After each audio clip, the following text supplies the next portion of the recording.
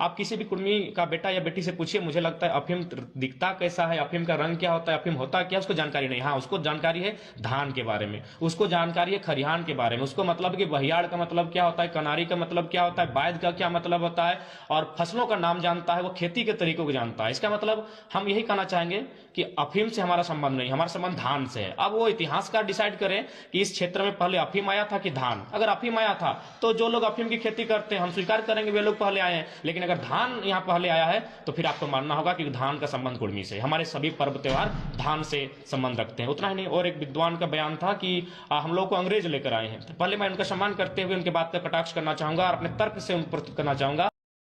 अंग्रेज इस माटी में तब विकसित हुए 1757 प्लासी का युद्ध और 1764 बक्सर का युद्ध। इन्हीं दो युद्धों के माध्यम से बंगाल और बिहार में अंग्रेजों ने अपने आप को स्थापित किया। लेकिन आप उनको जानकारी देना चाहेंगे, आप कभी भी समय मिले तो सोना पहाड़ी चले जाइएगा, जहां हमारा एक पूजा स्थल है, उसकी स्थापना 1600 में हुई है। तो अगर अंग्रेज हमें लेकर आए थे तो हमारा जो भी 1700 के बाद का इतिहास होना चाहिए था, हमारा इतिहास 1600 का। हम तो पीछे नहीं जा रहे हैं, हम बस उनके तर्क को खारिज करते हुए देना चाहेंगे कि 1600 में सोना पहाड़ी का स्थापना हुआ है। ईस्ट इंडिया कंपनी की स्थापना, ठीक है, हुई है ईस्ट इंडिया 1608 के आसपास। लेकिन बंगाल और बिहार के क्षेत्रों में अंग्रेजों का प्रभुत्व बेटल बक्सर के बाद आया था। बाकी अंग्रेज तो आए थे 1600 के टाइम, लेकिन प्रभुत्व उनका बलशाली नहीं हो पाए थे। वे बलशाली क्षेत्र में थे बेटल ऑफ प्लासी और बेटल ऑफ बक्सर के बाद, जो कि 1757 और 1764 का मामला है। लेकिन हमारा वहां सोना पहाड़ी का स्थापना 1600 पीरियड में हुआ है। यही नहीं, हम अगर अपने इतिहास को खंगालेंगे तो बहुत पीछे जाएंगे। हमने स्पष्ट कहा कि हमारा संबंध धान से है। तो इसीलिए इतिहासकार पता करें कि धान का खेती इस छोटा नागपुर के पठार में कब से हुआ है। धान अगर नया है तो हम भी नए हैं, अगर धान पुराना है तो हम भी प्राचीन है। आदिवासी संगठनों के द्वारा जो विरोध हो रहा है उसका क्या है? देखिए, हम तो सभी, सबसे पहला बात, हम सभी का भावना करते हैं, हम सम्मान करते हैं। होती है आज जो कुर्मी समुदाय लड़ाई लड़ रहा है वो संवैधानिक लड़ाई लड़ रहा है। वो देना ना देना, उनको जस्टिफाई करना, ये भारत की जो विधायिका है का काम है। अभी पटेल आंदोलन हुआ था, कहीं गुर्जर आंदोलन हुआ था, कहीं जाट आंदोलन हुआ था, तो किसी समुदाय ने उनको डिस्टर्बेंस नहीं किया था। ये गवर्नमेंट का काम है, वो उन्हें चिन्हित करेगी, वो उनके भावनाओं को समझेगी। तो लड़ाई, भारत एक संवैधानिक देश है, यहाँ हर व्यक्ति को अपने संवैधानिक दायरे में रहते हुए आंदोलन का अधिकार है। ईडब्ल्यूएस का मामला लीजिए, कहिए किसी ने, आम व्यक्ति ने विरोध किया? नहीं किया, क्योंकि लगा कि जो लोग जनरल कैटेगरी में आते हैं उनकी भी स्थिति अब सामान्य नहीं रही, तो ईडब्ल्यूएस सरकार लेकर आई, समर्थन मिला, आज ईडब्ल्यूएस चल रहा है। तो ये संवैधानिक मामला है। तो ठीक उसी प्रकार ये जो मांग है संवैधानिक मामला है।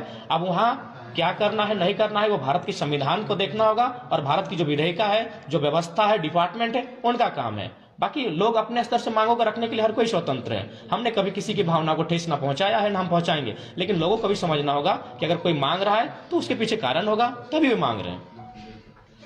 1932 को लेकर विवाद जारी रहेगा जयराम, क्या आगे संघर्ष करेंगे, छोड़ देंगे? नहीं, 1932 पर ही हम लोग है, क्योंकि मैंने स्पष्ट कहा कि जो आपने जैसा मन बात कही, तो मैं वो बहुत प्राचीन इतिहास है हमारा, उस इतिहास को मैंने पढ़ा नहीं है, तो इसलिए मैंने 1932 को ही अभी हम लोग महत्व देंगे और 1932 की ही लड़ाई हम लोग लड़ रहे हैं। क्योंकि अभी फिलहाल राज्यवासी बहुत उम्मीद के साथ देख रहे हैं, तो हमारी लड़ाई 1932 की है, तो फिलहाल हम लोग इसी लड़ाई को मौजूद कर रहे हैं। बाकी समाज में हमारे हमसे बढ़कर बड़े लोग हैं नेतृत्व करने वाले, निश्चय अपने समाज के हित में वो कार्य कर रहे हैं। लेकिन समाज का बेटा होने के नाते हम उन प्रश्नों का उत्तर दे सकते हैं जो हमारे नकारात्मक है। अब तो अगर उतना भी बात करें तो धर्मों की बात करें तो मानव जाति के इतिहास को लेकर भिन्न भिन्न मानता है। चलिए हम लोग धर्मों की बात नहीं करते हैं, हम लोग आदि मानव का उस सभ्यता की बात करते हैं, लॉजिकली बात करते हैं कि आदि मानव पाषाण काल, पूर्व पाषाण, मध्य पाषाण जो 3 भाग में था, फिर नए काल आए, कांस्य युग आया, कभी हड़प्पा आया। लेकिन आदि मानव ने मैक्सिमम उन्हीं जगहों पर आप वास किया था जहां जल का स्रोत था। तो आप थोड़ा सा लॉजिक लीजिए, ज्यादा नहीं, दामोदर नदी के इतिहास को खंगालिए। दामोदर नदी जहां से उद्गम हुआ, जहां से बंगाल की खाड़ी में मिली है, उसमें आप जाके दोनों तरफ गांवों का सर्वे कीजिए। वो जो गांव मिलेंगे जिसमें मैक्सिमम, सब नहीं मैं कह रहा हूं, मैक्सिमम गांव कुर्मी समुदाय के मिलेंगे। यानी वो नदी साफ कह रही है कि नदी के किनारे जो लोग बसे हैं वो प्राचीन लोग होते हैं। तो इसलिए जो लोग सवाल खड़ा कर रहे हैं उन्हें चाहिए कि तर्क और तथ्य के साथ खड़ा करें। बाकी किसी की हम लोग भावना पे ठेस ना पहुंचा रहे, ना किसी अधिकार को। ये लड़ाई संवैधानिक है और संविधान, भारत संविधान है, वह तय करेगा, भारत की विधायिका तय करेगी। बाकी हम लोग जो है 1932 की लड़ाई को लेकर, झारखंड के हित को लेकर लड़ रहे हैं और आगे भी इस लड़ाई को हम लोग जारी रखेंगे। जनाब, आप नहीं मानते कि काफी देर हो चुका है इस मांग को लेकर, पहले ही करनी चाहिए? देखिए, मांग तो हम लोग जब छोटा थे तब से देख रहे हैं कि ये आंदोलन समय समय पर उठता रहा है।